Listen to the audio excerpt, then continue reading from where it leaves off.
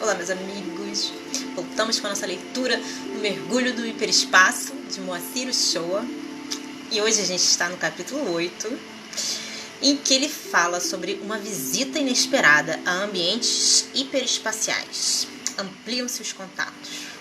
O que vai aparecer aí, né? Vamos ver. Mais algum tempo. E eis-nos novamente no já referido ambiente de pesquisa. Haviam sido dadas algumas instruções para a condução daquelas observações. Número limitado de componentes do grupo, cada qual se responsabilizando por ser persistente, pontual, horário certo, reunião inicial de todos os participantes em silêncio, voltado para o lado de distâncias mais amplas, olhando para alturas maiores, ao longe, algumas palavras a seguir, buscando harmonização, verdadeira polarização das mentes em torno do ideal de trabalho e de pesquisa. Ficar à vontade, conversar despreocupadamente à forma de amigos que se encontram. Afinal, bem depois, unirem-se todos concentradamente no objetivo de contato, aguardando possível surto telepático, que poderia ocorrer ou não. Inicialmente, inscreveram-se 23. Por vários motivos, os mais diferentes: tempo instável, distância, condições no lar, temperamento impaciente, falta de espírito de dedicação, etc. O número inicial, de repente, baixou para 12. E assim continuou por muito tempo. Constituímos, pois, na oportunidade, um grupo relativamente grande, tendo os acontecimentos se desdobrado com bastante regularidade. Naquela noite, ao aproximar-se o estado semissonambúlico, já descrito, por motivo até de segurança ou equilíbrio, estamos certos de que, como verificamos na sequência, muito mais por motivo de facilitar o aprofundamento do transe telepático, demos as mãos a duas pessoas do grupo, muito afins conosco. O transe superconsciente se apura, pálpebras pesadamente cerradas e consciência estranhamente ampliada, com a impressão de até muito mais lucidez. Tudo bem, a preparação adequada para gravar o que ocorresse, minhas próprias descrições ou observações, iniciativas de inquirição e também as informações, quer telepáticas puramente, quando o interlocutor não é visto, quer decorrentes dos diálogos mantidos face a face. Após algumas respirações profundas, eis-me frente ao mesmo Yasha, no ambiente já descrito. Agora iríamos para outros locais, no prosseguimento da visita à já referida base hiperespacial. Passamos por mais uma das vias de acesso, mas Yasha não fez qualquer menção, mandando-me ir à frente. Disse-me então estar me conduzindo a um amplo ambiente em que se manipulavam ou operavam necessárias transformações energéticas, transmitindo-me de imediato a informação de que, em última análise, seriam adensamentos vibracionais a que se achariam submetidos alguns tipos ou faixas de energia solar ainda não conhecidas dos humanos. Disse que o universo, apesar do infinito que é da infinita multiplicidade de aspectos, de substância e de energia que apresenta, é uno, o mesmo por toda a parte. Daí a razão pela qual a aprendizagem, a ciência e a técnica por eles realizadas em seu sistema tão distante são válidas, absolutamente próprias no âmbito de nosso sistema. Deu imediatamente a entender que, em ocasião oportuna, esse assunto seria esclarecido conforme eles desejam, visando a colaborar conosco, humanos. Nisso dei-me conta de nos encontrarmos em um ambiente bem diferente, abaixo do que antes estávamos. Tive, porém, a impressão de que, não obstante aquela sensação de deslocamento para um plano inferior, a realidade não era bem assim, pois aquelas condições de perceber, conceituar e viver era difícil aplicar os nossos conceitos e opiniões sobre localizações.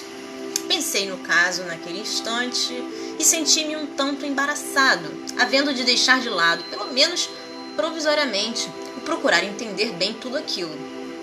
Então, ao lado de Yasha, sempre simpático e solícito, vi um grande número de aparelhos, dando-me a impressão de densidade, de feitura material, dispondo-se ali e acolá, ora ao lado um do outro, como em nosso espaço, ora superpostos e ligados por uma espécie de tubulação, uns com os outros, como habitualmente acontece entre nós por tirantes, longarinas ou vigas mais ou menos dimensionadas, visando a segurança e estabilidade.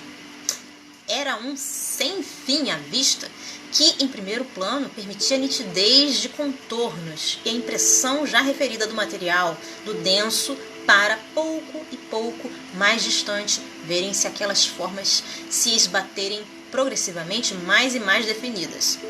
Tudo, porém, dentro daquela luminescência simpática, agradável, dando-me a sensação de bem-estar e acentuada a estabilidade emocional em nível alto.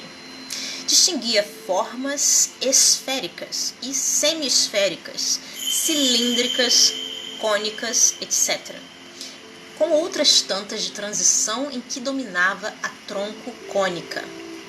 No momento surpreendi-me e fiquei a conjecturar haver observado formas lembrando objetivamente a do paraboloide hiperbólico. Logo após Yasha, percebendo que eu havia ficado interrogativo sobre essa forma, aduziu algumas considerações sobre a sua utilização, dizendo que, estranhamente para nós, mas não para eles, ela propicia facilidade na captação de certos tipos de radiação que então penetra na substância utilizada. Aí sofre a transformação requerida e, a seguir, se projeta em grande faixa de amplitude, só por ela, por aquela forma oferecida, dirigindo-se a vários destinos. Sem entender bem tudo isso, é evidente, reservei-me para oportunamente procurar colher outros esclarecimentos. Fixei meu maior interesse em tudo ao derredor.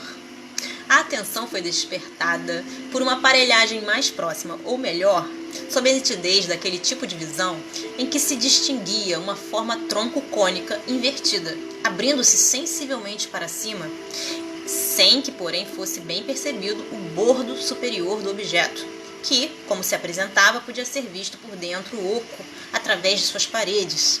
Percebi também que de seu centro se erguiam 3 colunas, mostrando em suas extremidades, muito ao alto, amplas formas côncavas e movediças, oscilantes em rotação como destinadas a captarem quaisquer radiações de natureza para mim insuspeitada. Era-me dado observar várias daquelas aparelhagens, notando que, de todas elas, da parte inferior, partiam tubulações, convergindo para um local como a indicar aí o centro de adensamento ou concentração de algo que fluísse de suas aberturas. Yasha diz, então, que interiormente aos tronco-cones havia dispositivos sensíveis às energias captadas, constituindo-se, aliás, no cerne do processo de apropriação ao nível vibratório adequado, espécie de condensação energética.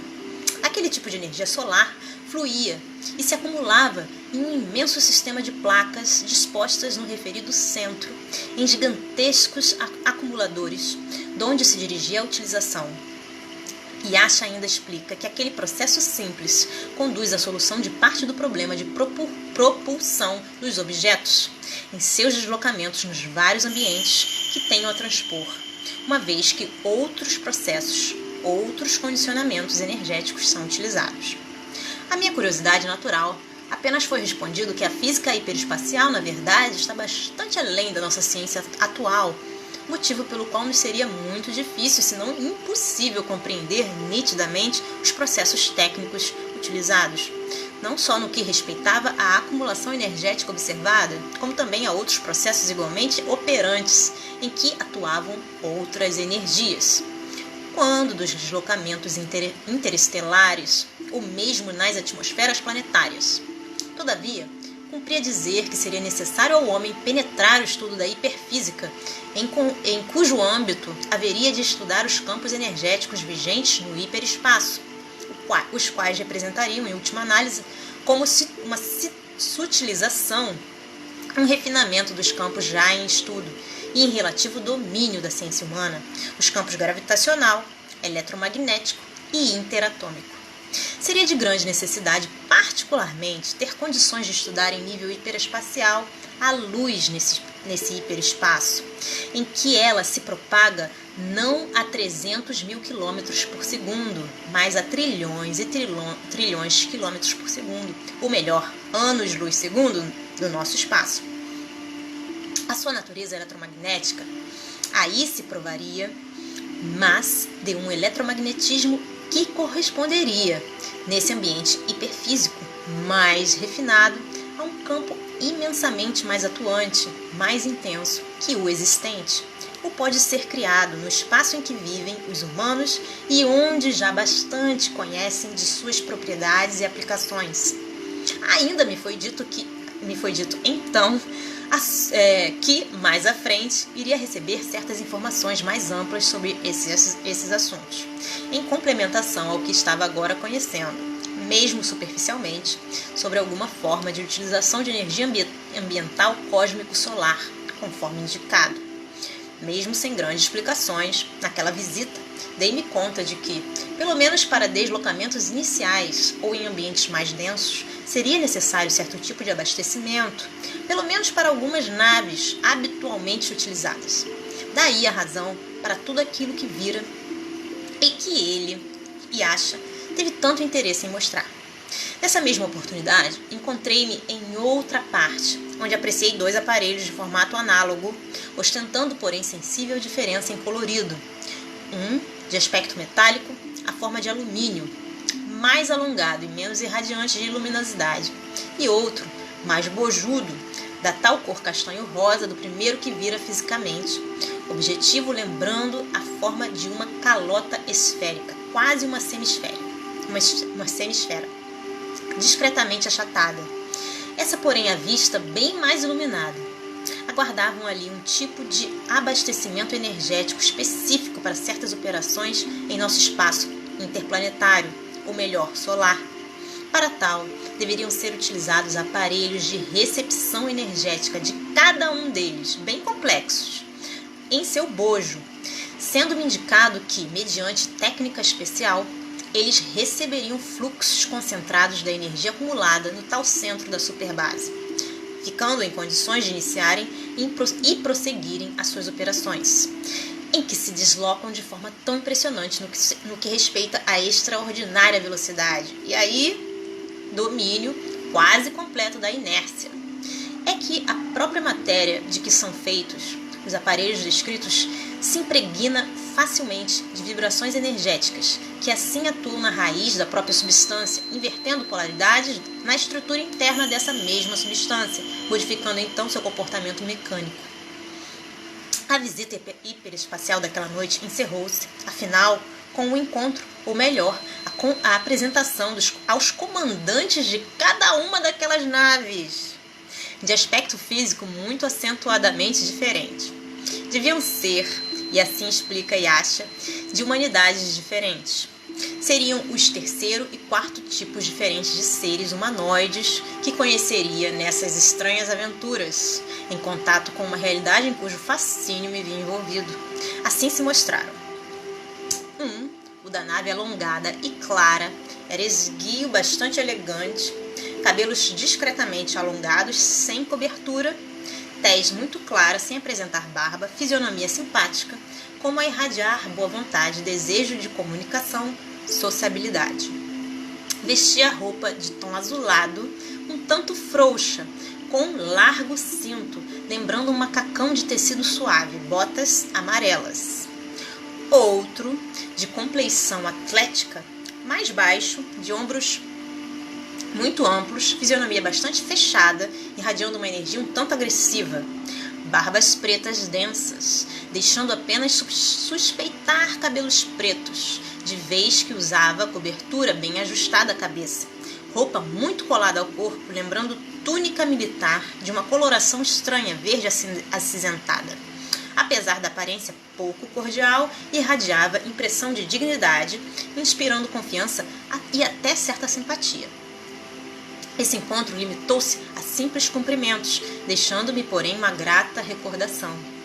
Logo após, aconselhado por Yasha, os do grupo aqui já cansados, progressivamente fui me situando na vigília normal, que foi um tanto retardada, dado que me encontrava em estado bem profundo daquele tipo de vivência, de percepção, ou que seja, bem marcante naquela noite. Gente, ficamos por aqui, espero que vocês tenham gostado. Um beijo grande, até a próxima, tchau, tchau.